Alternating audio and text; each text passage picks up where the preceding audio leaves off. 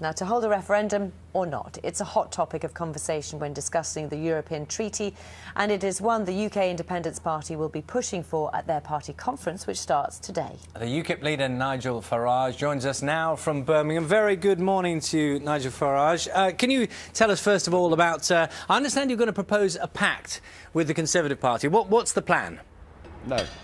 No, I'm not proposing a pact with anybody. All those headlines you're seeing in the newspapers are complete and utter rubbish. Okay. We are a party with a full manifesto. We're up in the polls.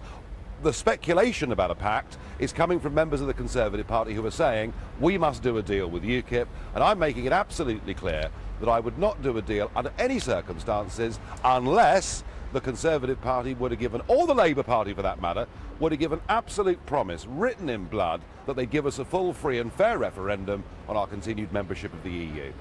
Ah, well, that's interesting, isn't it? Because what that suggests is that there is a possibility of a pact if they would agree to those terms.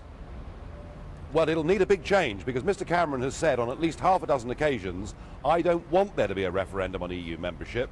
And I think what they're planning with this new European treaty coming up, they're planning to give us a referendum that says, do you want to be part of a fully federal Europe or stay in the Union, stay in the single market and the customs union as we are now? And what we're battling for as a party is to try and make sure that we get a proper referendum in this country. Do you think you've got the Conservative Party worried?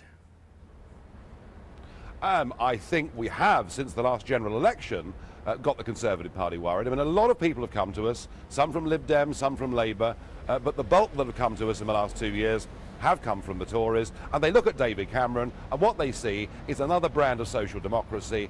They see a cabinet full of people with absolutely no experience of the real world at all, and I think people think, you know, we're being run by a bunch of college kids.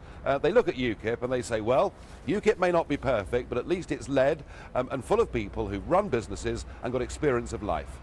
I just wonder one of the problems you're facing and as party leader you're trying to address is the notion a lot of people have is basically what you talk about all the time is Europe. And that possibly, in terms of, certainly in domestic general elections here, maybe that is a real problem that somehow you need to address. Well, I think UKIP started off in the 1990s and we were a protest movement about the European question, no doubt about that. But the party's evolved and it's changed, and you know, we're now out there every week fighting local council elections. We're talking about the blight that wind farms are. We're talking about the need to deregulate and help Britain's 4 million small businesses. We're talking about the unacceptability of open door immigration to the whole of Eastern Europe. You know, there is a full manifesto there, and I think people are turning to UKIP not just because of the European issue, they're turning to UKIP because increasingly we're talking about how the country should be governed. And I just wonder, I mean, in a way it's a slightly how long is a piece of string question, but how long before you are represented in Parliament, do you think?